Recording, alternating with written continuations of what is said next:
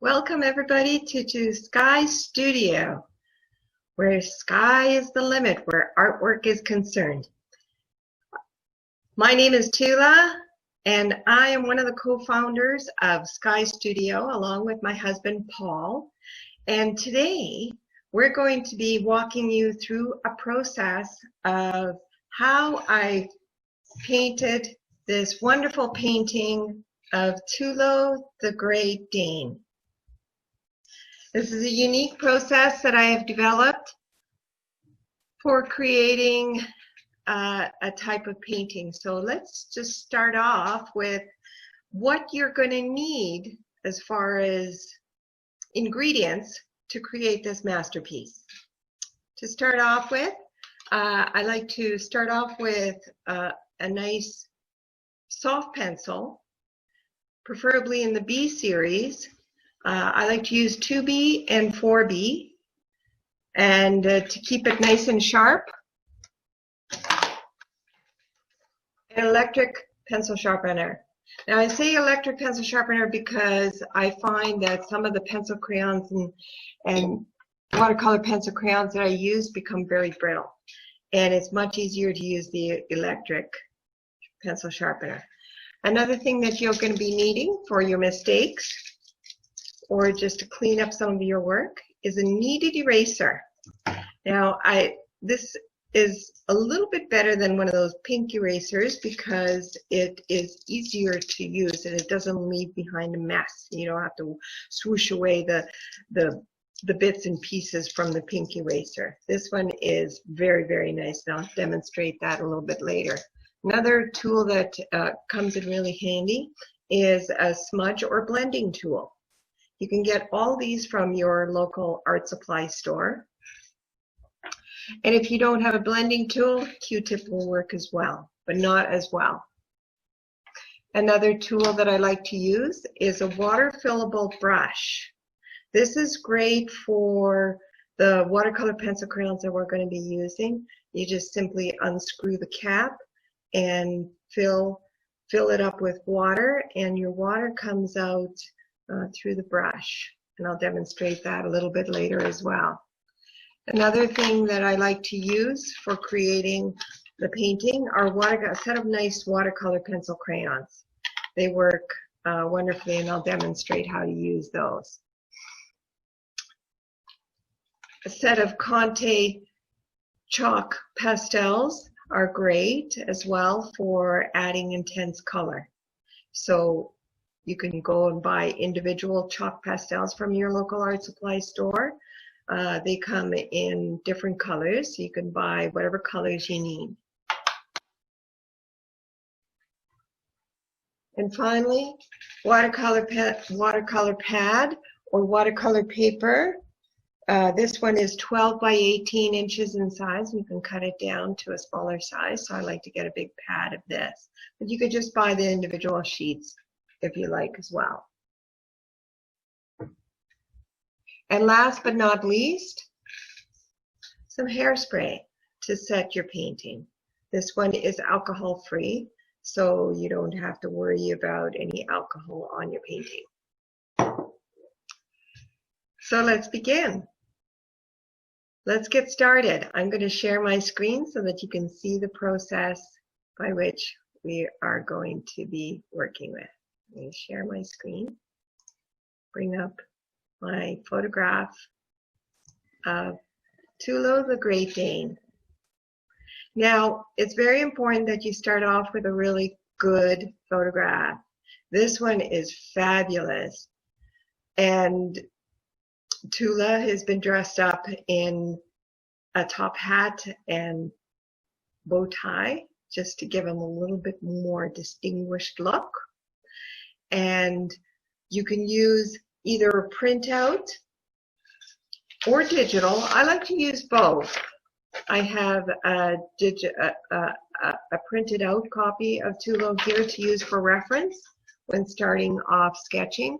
And then I have a picture of Tuula on my phone that I use just so that I can zoom in on some details. So let's get started.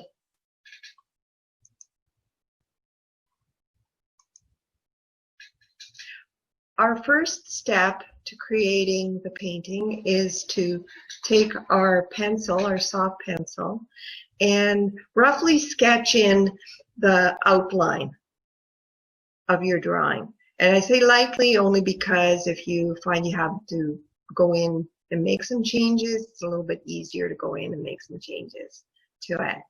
And once you've blocked in your shapes for the image that you're drawing or painting, then go in again with your soft pencil, nice sharp pencil, and go in and intensify the details of the outline. And now if you notice, I have added in some darks and lights. So it goes from dark to light, depending on where the shadows are.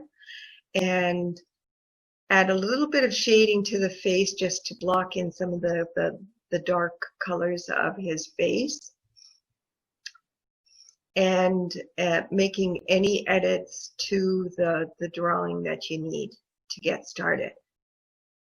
So the next step is adding the shading.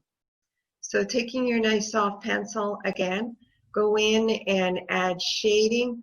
If you notice here, I've added a little bit of a highlight to the outside of the shadow edge. This really brings the puffiness of the pillow out, and as well as a little bit of lightness on the outside of his hat, even though that's the shadow side. This really gives it a lot of dimension. This is a technique that I use when actually drawing. And then afterwards, you can use your blending tool and go in and just smooth out the pencil shading so that it blends right in from the darks to the lights. And here you have really, really sharp highlight in here. So this is really great. Yeah, any areas that are going to be dark or have a little bit of a shadow, this will be a good underlay for your painting when you're actually doing the painting. So go in with a great detail and try and polish it off as best as you can. And once you're happy with that, then the fun starts. Now we're going to be starting to add in the color. So taking your watercolor pencil crayons, I'd like to go in and start blocking in colors to your drawing. So similar to the pencil, you're going to be shading in color using your pencil crayons. And you'll notice that even in the shadow areas, I've added in not just black, but blue and a little bit of yellow, because you're going to be getting some lightness. And because this is kind of an old-fashioned picture, I like to add in some yellows just to give it a little bit of a old-fashioned feel. And once you've done that and you're happy with the pencil crayon, intensify it a little bit more using your Conte chalk pastels. And this will really bring out the colors, especially bright colors like this chair and the bow tie and the ribbon. So go in with your chalk pastel, Conte chalk pastels, and then using your blending tool like you did with the pencil, you can go in and you can smooth out. The chalk pastel goes on quite rough, so you can smooth it out and blend it in to from the shadows to the highlights, and then it'll blend in your pencil shading as well. So you'll have the shadow areas will have a nice dark shadow feel. Once you've completed that and you're happy with your whole drawing, then the fun really begins. So then you take your fillable watercolor pencil crayon, and I suggest that you try a sample first. So take a piece of watercolor paper and just sample to see how much water comes out of your brush at a time, because it comes out sometimes quite quickly. And so start off with the outside edges and blend in add some water to certain parts to really make the colors pop. The colors will really intensify once you add the water in the watercolor, and it's really quite fun to be able to use this technique. And then if you want to add even more color to your, just get a small set of watercolors, and using your watercolor brush, you can just add a little bit more color if you like. So there you have it. That's once your painting is dry, then you can add your hairspray to it to set the painting, because you'll still have some of the chalk pastels that will need to set so that it doesn't smudge afterwards. So there you have it. There you have the magnificent Tuula.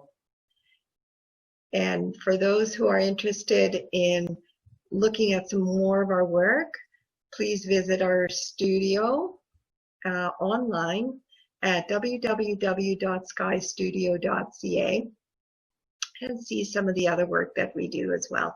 And there are some other tutorials on there as well. So I hope you enjoyed our session today, and I look forward to showing you how to do 3D modeling next.